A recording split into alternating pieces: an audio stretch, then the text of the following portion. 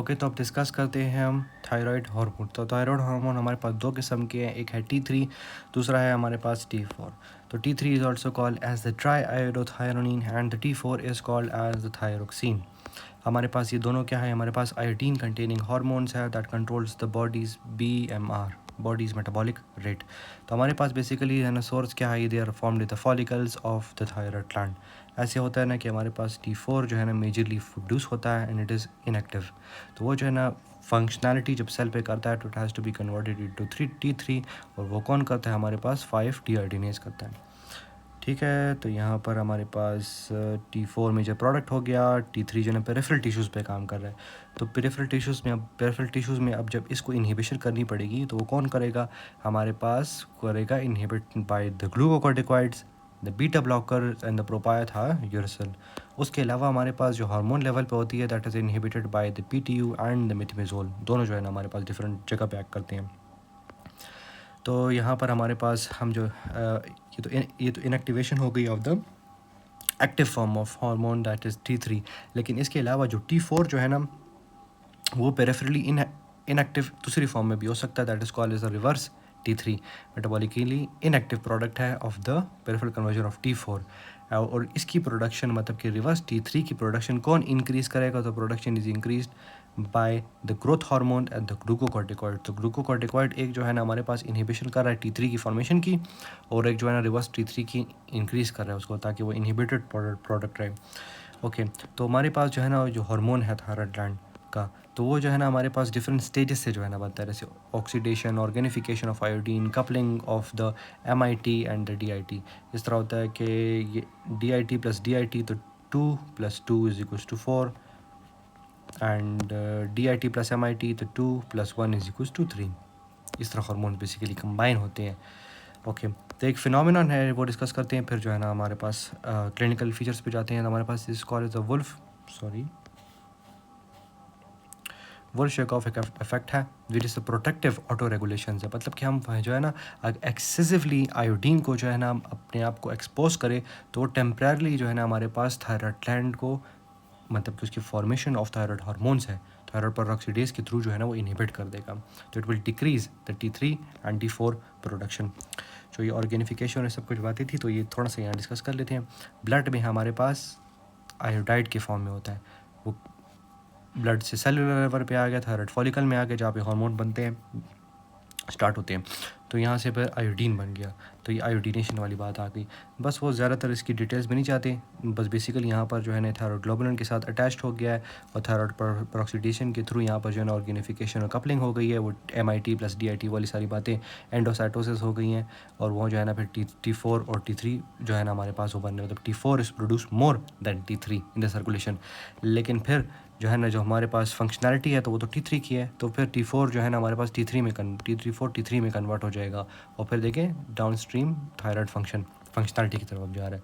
Inactive करना है तो T4 will be converted by five deiodinase to reverse T3। उसके अलावा T3 में भी कन्वर्ट हो सकता है अगर जो है ना एक्टिव फॉर्म में जाना हो। अब इसकी रेगुलेशन बेसिकली कहाँ से होती है, हाइपोथैलेमस हमारे पास जो है ना रिलीज़ करता है थायराइड रिलीजिंग हार्मोन। वो जाएगा एंटीरियर पिट्यूटरी में फिर रिलीज़ होगा थायराइड स्टिमुलेटिंग हार्मोन, जो कि जाके थायराइड ग्लैंड पे जाकर जो है ना हमारे पास इस सब प्रोसेस को एक्टिवेट करेगा ताकि थायराइड हार्मोन्स बने। तो ये T3 T4 बन गए हार्मोन्स, ये जो है ना यहाँ जाएंगे इफेक्टर ऑर्गन पे काम करेंगे, या जो है ना अपनी ही ऑटो रेगुलेशन करेंगे, इनहिबिशन कर रहे हैं of the anterior pituitary and also at the level of the thyroid hormone hypothalamus. और इसके अलावा है यहाँ पर TSI, थायराइड स्टिमुलेटिंग इम्यूनोग्लोबुलिन्स। ये हमारे पास ये है थायराइड स्टिमुलेटिंग इम्यूनोग्लोबुलिन्स, ये हमारे पास ग्रेव्स डिजीज़ में होते हैं।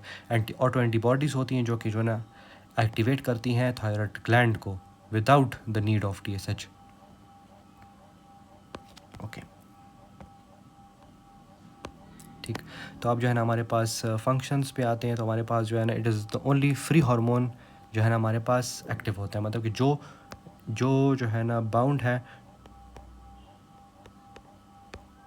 वो जो है ना हमारे पास इनएक्टिव है, और जो फ्री है वो एक्टिव है, वो फिर जाके जो है ना T3 में कन्वर्ट हो रहा है, काम कर रहा है। तो इस तरह T3 भी जो है ना जो बाउंडेड है वो इनएक्टिवेटेड है। It's inactive. अच्छा, तो हमारे पास अब जो है ना T3 binds to the nuclear receptor with great affinity than T4। तो बस T3 ही एक्टिव है ना। और न्यूक्लियर रिसेप्टर तो ये स्टेरॉयड हार्मोन्स है, तो स्टेरॉयड हार्मोन्स डायरेक्ट जो है ना सेल्स मतलब डायरेक्ट जो है ना इनसाइड द सेल जाते हैं और जाकर अपने अफेक्टर जो रिसेप्टर है वो जाके न्यूक्लियस में ही होता है, उधर जाके जो है ना अपना अफेक्ट प्रोड्यूस करते हैं। अच्छा, तो T3 फंक्शन कैसे करता है, ये 7 B's बताए हैं कि ब्रेन मैचुरेशन। तो T3 हमारे पास बच्चों में न्यूनेटल ब्रेन मैचुरेशन करते हैं, bone growth synergism with the growth hormone and the insulin like growth factor उसके साथ इकट्ठे होके तेज़ी से काम करते हैं।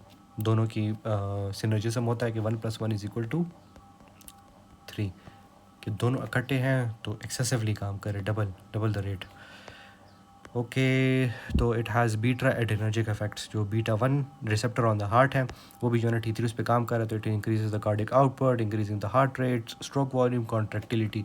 इसलिए जो है ना हमने ऊपर जो बात की थी कि बीटा ब्लॉकर्स, तो बीटा ब्लॉकर जो है ना हमारे पास ही एलिमिनेट करेंगे सारे सिम्टम्स को if the patient is in the thyrotoxicosis, तो इसलिए प्रोपेरानॉल जो है ना बीटा ब्लॉकर्स देंगे। तो उसके अलावा हमारे पास it will increase the basic metabolic rate जो हमारे पास via the NAK pump ATPase के through. It will increase the oxygen consumption, the respiratory rate and the body temperature increase करेंगे।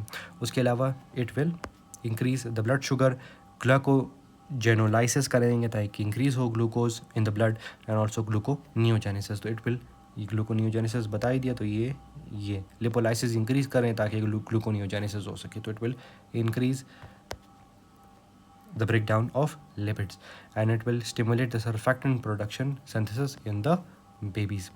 अब बेसिकली हमारे पास जो रेगुलेशन हमने बात कर ली कि हाइपोथैलेमस से रिलीज़ हो रहा है थायराइड रेगुलेटरी हार्मोन, जो कि बेसिकली थायराइड स्टिमुलेटिंग हार्मोन को रिलीज़ कर रहा है ताकि जो है हमारे पास फॉलिकल स्टिमुलेट हो सके। तो फॉलिकल स्टिमुलेट होंगे तो फिर थायराइड हार्मोन बनेगा। और ये TSI जो है ना हमने डिस्कस कर दिया था, ये जो है ना हमारे पास फॉलिकल्स को डायरेक्ट जो है ना स्टिमुलेट कर रहा है without the need of the TRH और द TSH। तो उसके अलावा जो नेगेटिव फीडबैक भी हमने एक बार डिस्कस कर दी, T3 T4 खुद कर रहे हैं। हमारे पास एंटीरियर पिट्यूटरी लेवल पे TRH को की सेंसिटिविटी कम कर रहे हैं ताकि वो काम ना कर पाए, और हाइपोथैलेमस के लेवल पे उसकी सिक्रेशन कम करवा रहे हैं। तो उसके अलावा जो है ना जब भी थायराइड हार्मोन बनता है, साथ जो है ना हमारे पास बनते हैं थायराइड बाइंडिंग ग्लोबुलिन्स, ठीक है, ये मस्ट बनेंगे। तो अगर पेशेंट है जो कि exogenous T3 hormones thyroid hormones ले रहा है तो उसमें जो है ना थायराइड बाइंडिंग ग्लोबुलिन्स नहीं होंगे। तो ये जो है ना हमारे पास डिफरेंशिएट, इस तरह हम जो है ना वो डायग्नोसिस की तरफ जा सकते हैं कि पेशेंट एक्सोजिनस यूज़ कर रहा है नहीं कर रहा। तो इसी बात पे अब बात करते हैं कि हमारे पास थायराइड बाइंडिंग जो ग्लोबुलिन है जो है ना हमारे पास it binds to T3 and T4 in the blood. तो bound T3 and T4 is basically inactive. और ये थायराइड बाइंडिंग ग्लोबुलिन जो है ना हमारे पास प्रेगनेंसी में इंक्रीज हो जाते हैं, फॉर्मेशन इंक्रीज़ होती है। तो बेसिकली तो हमारे पास जो टोटल T3 T4 है वो इंक्रीज़ हो जाता है, मतलब जो इनएक्टिव हार्मोन ज़्यादा होते हैं क्योंकि वो बाउंडेड स्टेट पे ज़्यादा होते हैं। तो एस्ट्रोजन भी हमारे पास थायराइड बाइंडिंग ग्लोबुलिन इंक्रीज़ करता है। तो हमारे पास थायराइड बाइंडिंग ग्लोबुलिन्स हैं, इनको डिक्रीज़ कौन कर रहा है, वो डिक्रीज़ हो रहा है with steroid use and with the nephrotic syndrome. So lastly, the T3 and T4 are the only lipophilic hormones with charged amino acids and they require specific transporters to be diffused into the cell। facilitated diffusion के through जो है ना inside the cell जाते हैं, वहाँ पे जो है ना फंक्शनलिटीज़ की, मतलब उस फंक्शनलिटी की बात कर रहे हैं, ठीक है। So that's all about the thyroid hormones. So if you have any questions, so you can ask in the comment section. Thank you so much for listening. Allah Hafiz.